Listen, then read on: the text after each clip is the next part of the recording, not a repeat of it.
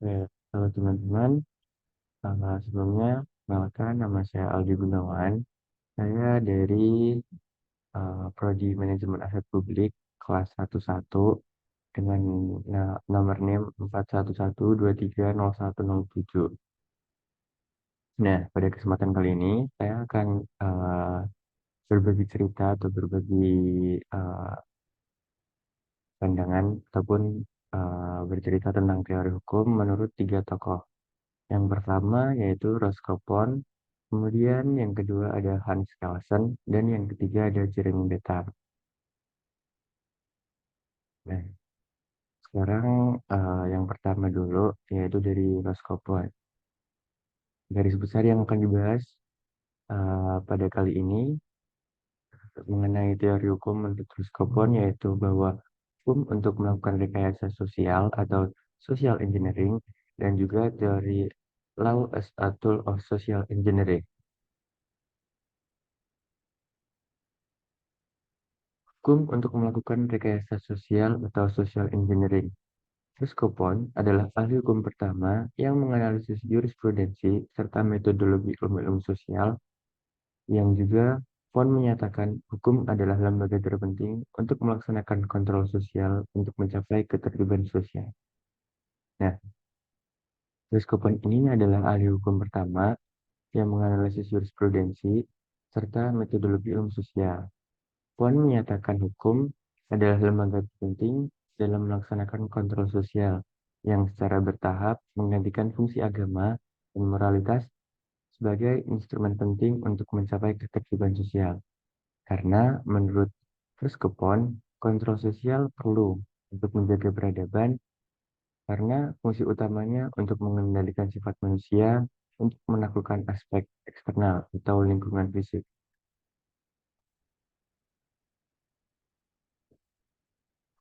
Roscoe adalah ahli hukum yang menganut aliran sosiologikal jurisprudensi, yang perhatiannya lebih ke kenyataan hukum daripada kedudukan dan fungsi hukum dalam masyarakat, yang pada dasarnya adalah masyarakat.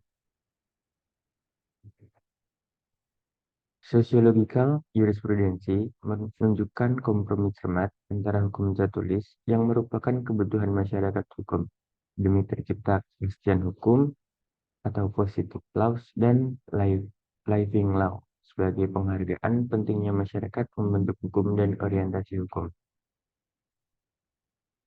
Lalu kemudian pembahasan yang kedua mengenai law as a tool of social engineering. Fon juga menitikberatkan hukum pada kedisiplinan dengan teori law as a tool of social engineering, bahwa hukum adalah alat untuk memperbaharui atau merekayasa masyarakat. Penggolongan kepentingan yang harus dilindungi yaitu satu, kepentingan umum atau public interest, yang di dalam kepentingan umum ini ada kepentingan negara sebagai badan hukum dan kepentingan negara sebagai penjaga kepentingan masyarakat. Kemudian yang kedua ada kepentingan masyarakat atau social interest, yang dimana dalam kepentingan masyarakat ini uh, terdapat kepentingan kedamaian dan ketertiban, pelindungan lembaga sosial, pencegahan kemerosotan akhlak, pencegahan pelanggaran hak, dan kesejahteraan sosial. Dan yang ketiga, kepentingan pribadi atau private interest, yang mana dalam kepentingan pribadi ini terkandung kepentingan individu, kepentingan keluarga, dan kepentingan hak milik. Lanjut, hukum berfungsi sebagai alat untuk mengatur dan mengelola masyarakat. Mengatur dan mengelola masyarakat akan membawa pada pembaharuan, perubahan struktur masyarakat, dan penentuan pola berpikir menurut hukum yang menuju ke arah pembangunan, yang menghasilkan kemajuan hukum, sehingga akan tercapai suasana yang dikategorikan sebagai masyarakat yang beradab. Walaupun pengertian beradab mengandung unsur penilaian subjektif, karena tidak mutlak dan harus dilihat dalam dimensi konteks kebudayaan dari masyarakat dan waktu tertentu, namun pedoman Roscoe menggariskan bahwa dalam suatu masyarakat yang beradab kan tergambar orang yang menguasai tujuan yang berfaedah terhadap apa yang mereka temukan dan terhadap apa yang mereka ciptakan serta terhadap apa yang mereka peroleh dalam ketertiban bermasyarakat dan ekonomi yang pada waktu itu memegang kekuasaan. Dan juga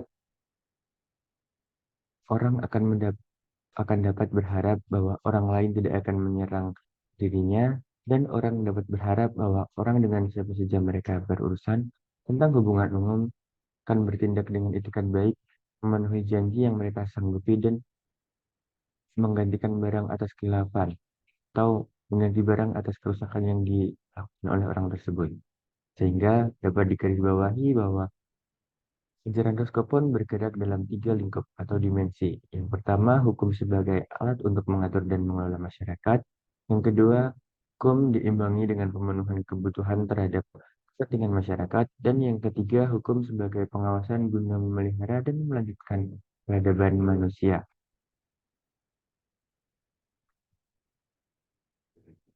Lalu kemudian, contoh dari penerapan teori Law as a Tool of Social Engineering adalah ada di dalam Undang-Undang Penghapusan Kekerasan dalam Rumah Tangga Nomor 23 Tahun 2004, yang dimana dalam pasal 5, 6, dan 7, yang masing-masing di pasal 5 berbunyi setiap orang dilarang melakukan kekerasan dalam rumah tangga terhadap orang di dalam lingkup rumah tangganya dengan cara fisik, psikis, seksual, atau penelantaran. Kemudian pada pasal 6 berbunyi kekerasan fisik yang dimaksud dalam pasal 5 adalah perbuatan yang mengakibatkan rasa sakit, jatuh sakit, atau luka berat. Dan di pasal 7 dinyatakan perbuatan yang mengakibatkan ketakutan, hilangnya rasa percaya diri, hilangnya kemampuan untuk bertindak, dan rasa tidak berdaya atau penderitaan psikis pada berat seseorang. Penderitaan psikis berat pada seseorang.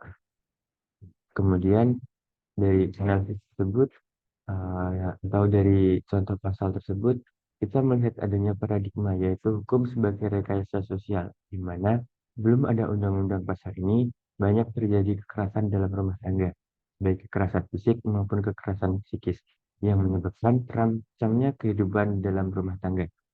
Contohnya, seorang suami yang tega memukul istrinya sendiri hingga babak belur, yang mana ini merupakan kekerasan fisik yang harus dihilangkan agar seorang istri tidak lagi terancam.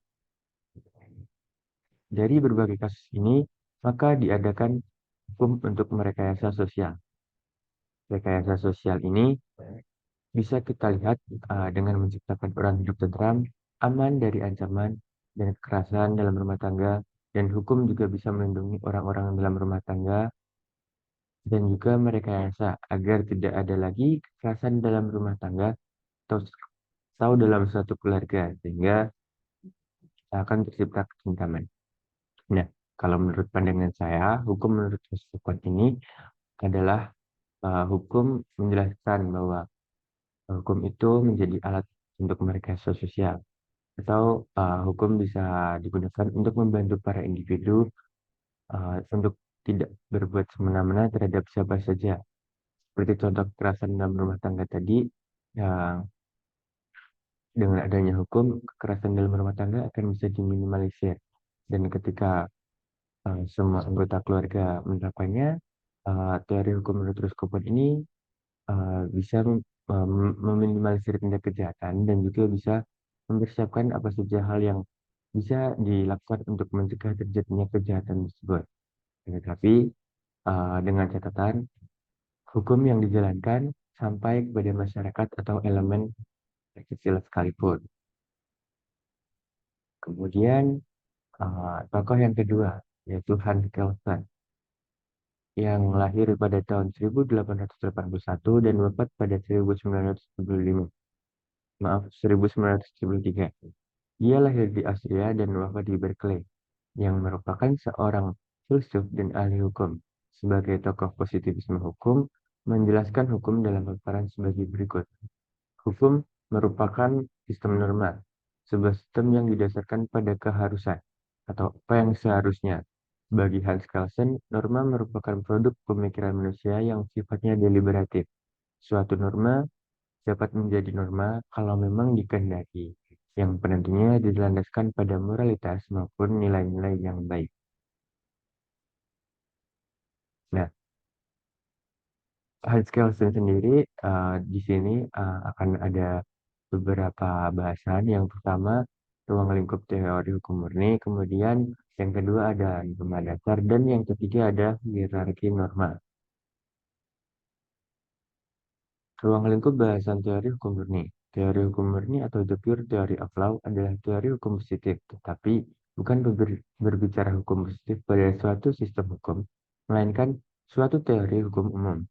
Teori hukum murni bertujuan untuk menjelaskan hakikat hukum atau apa itu hukum dan bagaimana hukum dibuat. Teori hukum murni dikenalkan pada tahun 1934 yang menghendaki agar hukum bersih dari unsur lain di luar hukum, seperti unsur agama, moral, politik, ekonomi, dan lainnya. Dan menurut uh, teori ini, hukum harus otonom atau berdiri sendiri. Teori ini menyatakan bahwa hukum adalah sistem peraturan yang didasarkan pada kebutuhan warga negaranya, yang mana daripada menyarankan apa yang seharusnya tidak menjadi hukum, teori ini berusaha menjelaskan hakikat hukum dan bagaimana hukum berkembang. Hans Kelsen juga berpandangan bahwa hukum harus dipandang secara objektif, sehingga hukum terhindar dari pengaruh subjektivitas manusia yang kadang membawa kesesatan. Teori hukum murni ini bertujuan eh, untuk menjelaskan hakikat hukum, bukan memaparkan apa hukum yang seharusnya maupun bagaimana seharusnya hukum dibuat. Teori hukum murni adalah ilmu hukum atau legal science dan bukan soal kebijakan hukum atau legal policy. Teori ini mengkonsentrasikan diri pada hukum semata-mata dan berusaha melepaskan ilmu pengetahuan hukum dari campur tangan ilmu pengetahuan asing seperti psikologi dan etika. Pemurnian hukum merupakan konsekuensi logis dari Diskoto Dasein dan Dasolen. Dasein dimaknai keadaan nyata dan Dasolen dimaknai yang seharusnya. Keadaan nyata memuat hubungan sebab akibat yang begitu saja dan pasti akan terjadi. Dan yang seharusnya bersumber dari yang bisa berbasis pikiran dan ajaran. Contohnya, apabila ada orang yang diancam untuk memberikan barangnya, dalam keadaan nyata, pasti dia akan menyerahkan barangnya. Tapi, di kondisi yang seharusnya, ia tidak akan memberikan barangnya, namun bergantung pada kehendak. Nah, menurut Hans Kelsen itu, kehendak yang netral, objektif, dan kehendak yang memang menurut akal sehat harus demikian. Jadi, kehendak untuk tidak memberikan sesuatu tersebut dilandasi pertimbangan yang dianggap oleh umum itu benar atau common sense. Yang kedua, norma dasar. Keabsahan norma yang lebih rendah atau uh, tingkat tingkatan norma yang lebih rendah tergantung pada norma yang lebih tinggi. Norma paling tinggi menjadi sumber validitas semua norma hukum positif dan menyatukannya secara hierarki dalam tata hukum. Dan norma dasar keberadaannya mutlak menghindari pencarian norma tanpa batas. Contoh semua validitas peraturan perundang-undangan nasional suatu negara, keabsahannya tergantung pada keselarasannya terhadap peraturan yang lebih tinggi dan konstitusi negara tersebut. Jika alasan valid diperlukan, maka jawaban yang merujuk ke norma dasar yang menetapkan konstitusi merupakan hukum positif tertinggi yang harus dipatuhi semua warga negaranya. Norma dasar berkarakter dinamis karena memberi otoritas pada sekumpulan orang untuk membentuk norma konstitusi baru. Norma dasar memberi kewenangan pada pemegang otoritas untuk menentukan materi muatinya.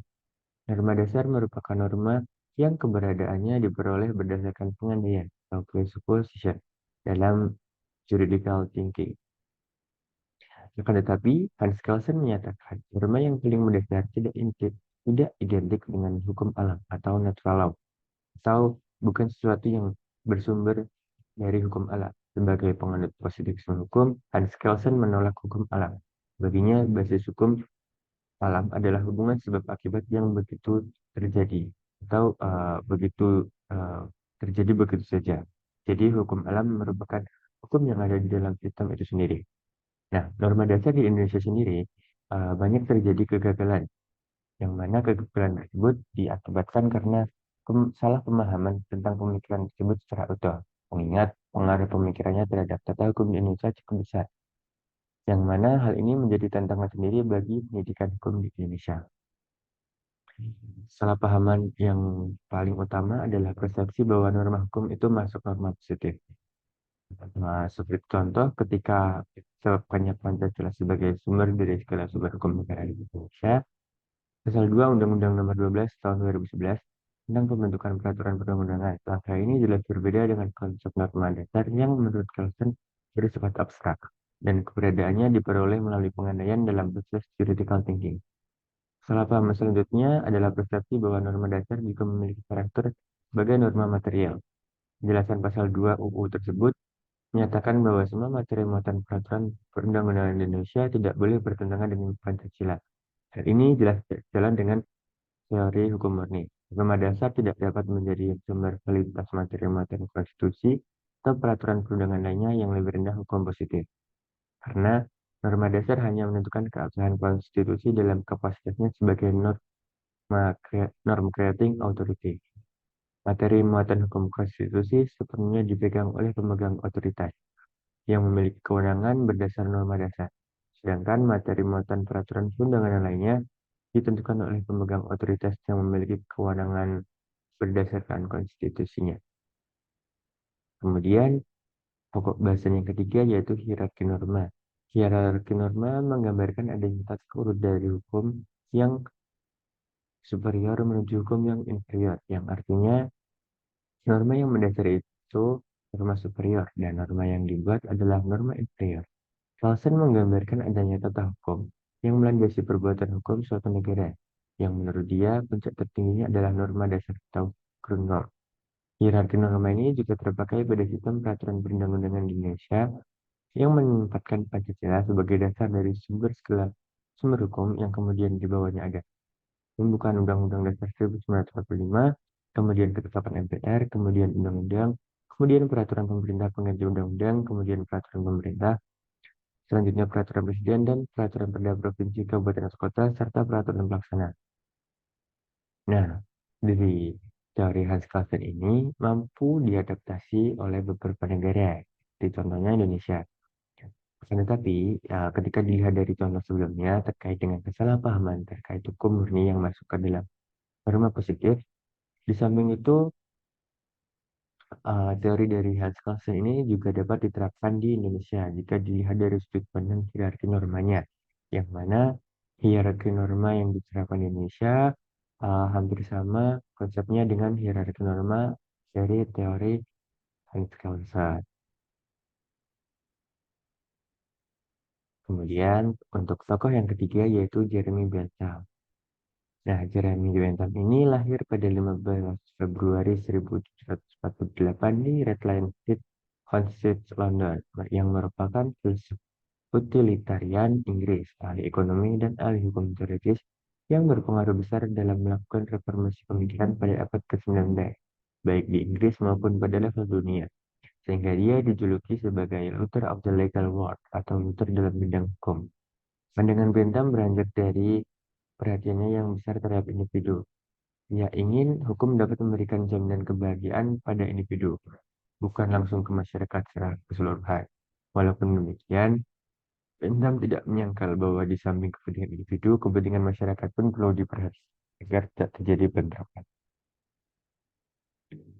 Utilitarianisme merupakan uh, prinsip apa namanya utilitarianisme berprinsip bahwa hukuman yang adil adalah hukuman yang memperhatikan akibat selanjutnya dan konsekuensinya. Intinya, hukum dikatakan benar jika meningkatkan kebahagiaan dan salah ketika menghasilkan kesedihan bukan hanya kebahagiaan pelaku tetapi semua yang terkena dampaknya. Kemudian, pemberian hukum hanya bisa diterima apabila memberikan harapan bagi terjadinya kejahatan yang lebih besar, yang mana ajaran ini didasarkan atas hedonistic utilitarianism. Tujuan peraturan perundang-undangan adalah untuk menghasilkan kebahagiaan masyarakat. Harus berusaha mencapai empat tujuan, yaitu yang pertama, to provide subsistence atau memberi nafkah hidup, to provide abundance untuk memberikan makanan yang melimpah, to provide security untuk memberikan perlindungan, dan to attain equality untuk mencapai persamaan. Para pembuat undang-undang dalam menyusun undang-undang harus melibatkan penemuan sarana-sarana untuk mewujudkan kebaikan. Pembuat undang-undang harus mempertimbangkan fakta bahwa tindakan yang ia ingin cegah adalah tindakan keburukan atau kejahatan. Dan undang-undang akan diterima jika bertujuan untuk mencapai kelimpahan, perlindungan terhadap status dan kepemilikan, serta meminimalisasi ketidakadilan para pembuat undang-undang dalam menyusun undang-undang. Kemudian, teori utilitas Bentham dapat dibenarkan jika pelaksanaannya mengkristalkan dua efek, yaitu konsekuensi hukuman itu mencegah agar masa depan kejahatan tidak terulang lagi. Yang kedua, hukuman memberikan rasa bagi korban dan orang lain yang ciri khas dari hukuman ini bersifat preventif ke masa depan, agar tidak mengulangi perbuatannya. Hukuman dengan sifat preventif ini akan memunculkan juga efek. Hukuman mengakibatkan pelaku kehilangan kemampuan untuk mengulanginya, hukuman mengakibatkan pelaku berubah, dan hukuman akan memberi efek jelas pada penangkalan. Selain itu, tujuan primer hukuman Bentham juga menggariskan tujuan sekunder yang terkait dengan kemungkinan pelanggaran. Dalam konteks ini, Bentham berbicara tentang kepuasan hukum yang dapat digapai dalam dua bentuk, yaitu kompensasi material dan pelampiasan atau pengextensian denda. Walaupun jenis pertama sulit diterapkan pada semua kasus hukum. Namun, menurut Bentham, hukuman kompensasi membawa banyak kesenangan bagi manusia. Dan kompensasi dalam kejahatan yang itu adalah uang. Nah, dari teori tentang Jeremy ataupun teori yang digagas oleh Jeremy Bentham ini, hukum menurut Jeremy akan dapat menciptakan kondisi hukum yang adil karena dari prinsip utilitarianisme menyatakan bahwa hukum harus menciptakan kebahagiaan yang maksimal, baik bagi korban atau orang di sekitarnya, serta tidak menciptakan cukup kebahagiaan bagi pelaku ataupun orang-orang di sekitarnya. Maksudnya adalah bahwa hukum harus dijatuhkan ke pelaku sesuai dengan apa yang telah diperbuat, tidak memberikan hukuman yang tidak sesuai. Sehingga prinsip ketika prinsip utilitarianisme ini dijalankan, akan menciptakan suasana yang berkeadilan bagi pelaku, korban, dan orang-orang di sekitar mereka. Dan dari hukum menurut Jeremy ini akan dapat dijalankan di sebuah wilayah dengan baik dengan catatan wilayah tersebut menunjung asas keadilan yang mana dalam penentuan hukuman bagi pelaku dan korban sehingga uh, akan dapat memenuhi tingkat kebahagiaan korban, pelaku, dan orang-orang di sekitar. Nah, itu tadi uh, cerita yang ataupun penjelasan yang bisa disampaikan mengenai tiga tokoh yaitu Roscommon, Hans Kelsen, dan juga Jeremy Bentham. Terima kasih telah menyaksikan. Semoga bermanfaat.